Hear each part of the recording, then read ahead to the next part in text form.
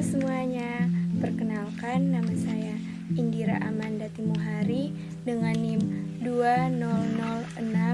200611023844 dari kelas 5B7. Dosen pengampu Dr. Imelda Welin Juliana Ogi, SEMM, Fakultas Ekonomi dan Bisnis, Program Studi Manajemen, Universitas Samratulangi. Pada saat ini saya akan membahas tentang perilaku biaya. Mari kita masuk ke materinya.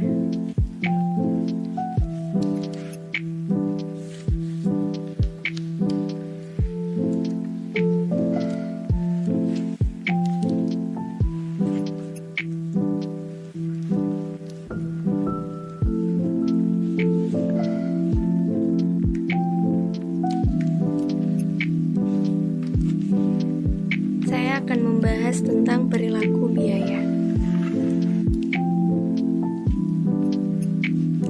Ada 3 submateri. Yang pertama, membedakan biaya tetap, biaya variabel, dan semi variabel. Dan yang kedua, analisis miskos dengan metode titik tertinggi dan terendah. Dan yang ketiga, analisis kuadrat terkecil. Pengertian perilaku biaya. Perilaku biaya merupakan suatu gambaran aktivitas perusahaan di mana aktivitas tersebut menunjukkan suatu kegiatan naik turunnya suatu operasional perusahaan. Sehingga ketika biaya yang dikeluarkan terlalu banyak daripada aktivitas tersebut, hal ini akan menjadi suatu kerugian bagi perusahaan di masa mendatang. Perilaku biaya atau cost behavior adalah perubahan perilaku biaya karena perubahan aktivitas bisnis. Perilaku biaya menunjukkan suatu hubungan antara total dengan perubahan volume aktivitas pada suatu perusahaan. Bila dilihat dari perilaku biaya, biaya dapat diklasifikasikan menjadi 3. Yang pertama, biaya variabel, yang kedua, biaya tetap, dan yang ketiga, biaya semi variabel. Adapun cara membedakan biaya tetap, biaya variabel, dan semi variabel. Biaya tetap atau fixed cost. Biaya tetap adalah suatu biaya yang mempunyai jumlah total secara tetap meskipun terdapat perubahan volume dari suatu kegiatan tertentu. Tapi, pada biaya tetap, persatuan akan berubah karena terdapat perubahan dari sisi volume aktivitas. Besaran biaya tetap ini akan dipengaruhi oleh tujuan perilaku biaya yang nantinya akan mempengaruhi perusahaan dalam kurun waktu yang lama, teknologi perusahaan, serta strategi manajemen dan metode di dalamnya. Contohnya, dengan menggunakan penyusutan jika menggunakan metode garis lurus sebagai berikut. Jika penyusutan mesin per tahun Rp500.000, beban penyusutan mesin bersifat biaya tetap karena total penyusutan tidak berubah berapapun unit produksi dihasilkan, tetapi bila unit produk yang dihasilkan semakin banyak, semakin rendah beban penyusutan mesin per unit. Selanjutnya, biaya variabel atau variable cost. Biaya variabel atau variable cost merupakan biaya yang berubah sebanding dengan perubahan output yang dihasilkan. Sedangkan biaya per unitnya tetap dalam batasan relevan tertentu.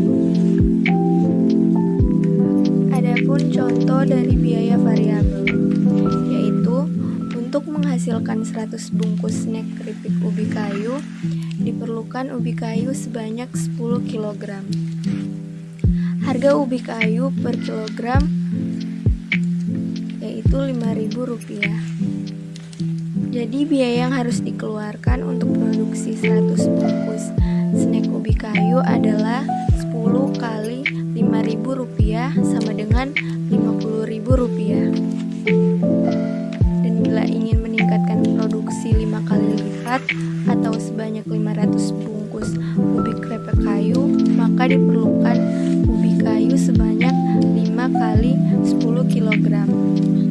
Berarti biaya yang harus dikeluarkan adalah 5 kali Rp50.000 sama dengan Rp250.000.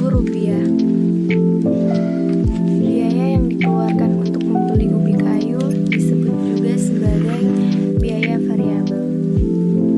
Selanjutnya kita akan membahas tentang kategori biaya variabel.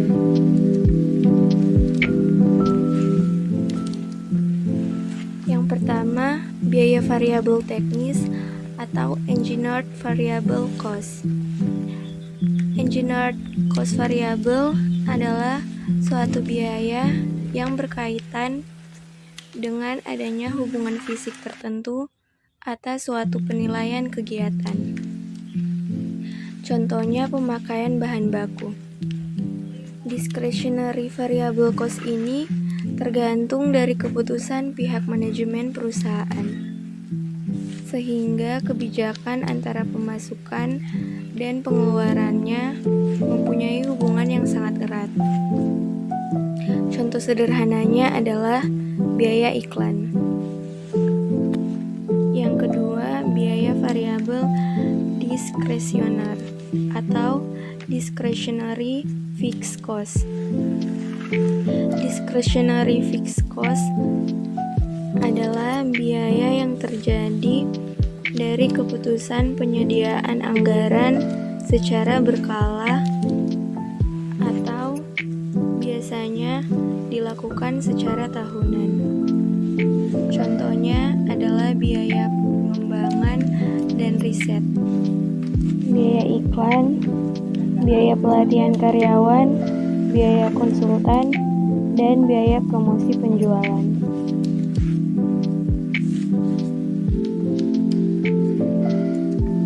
Selanjutnya, semi-variabel. Biaya semi-variabel adalah biaya yang totalnya berubah secara tidak proporsional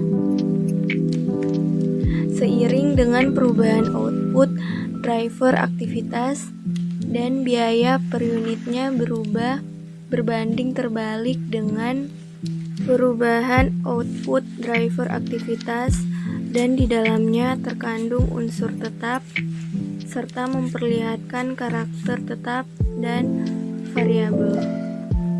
Contoh biaya listrik, telepon, air, bensin, perlengkapan, asuransi jiwa kelompok karyawan, pajak penghasilan, biaya perjalanan dinas, hiburan, dan pemeliharaan.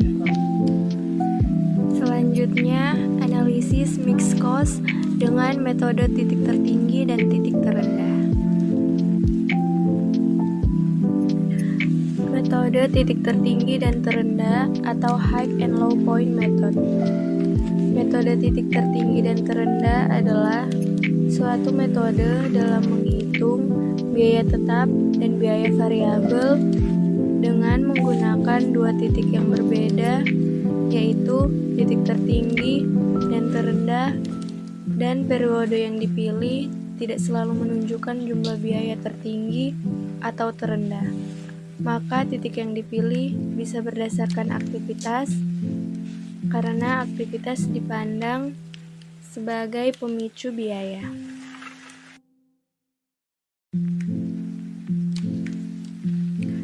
Keunggulan dari metode titik tertinggi dan terendah adalah metode ini sangat sederhana sehingga mudah dihitung dan dipakai.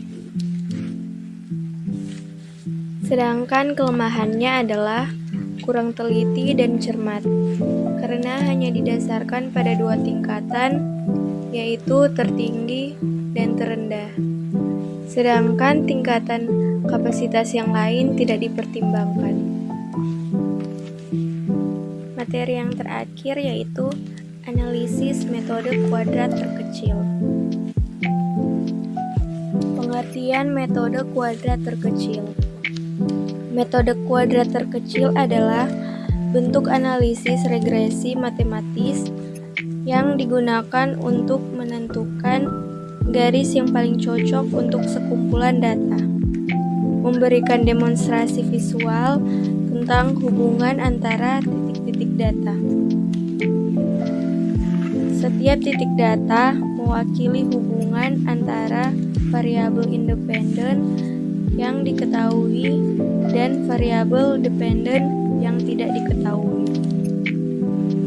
Metode kuadrat terkecil sangat luas digunakan untuk menemukan atau menduga nilai numerik parameter, mencocokkan sebuah fungsi data, khusus untuk macam-macam penduga statistik, menganalisis data, dan mengambil kesimpulan yang bermakna tentang hubungan kebergantungan yang ada. Selanjutnya, adapun keunggulan atau kelebihan metode kuadrat terkecil diantaranya yaitu sebagai berikut. Yang pertama, meminimumkan residu observasi dan residu parameter sehingga jumlah residu minimal. Dan yang kedua, dengan pemberian bobot besar akan diperoleh hasil yang lebih baik dibanding dengan pemberian bobot kecil. Yang ketiga, nilai kesalahan pengukuran dikoreksikan pada tiap pengukuran itu sendiri. Dan yang terakhir, yang keempat, yaitu dapat mendeteksi kesalahan blunder. Baik, itulah pemaparan materi dari saya tentang perilaku biaya. Saya mengucapkan banyak terima kasih kepada kalian yang sudah menonton video ini dari awal sampai selesai. Semoga video ini bisa bermanfaat dan mudah dipahami. Jangan lupa like, comment, and subscribe.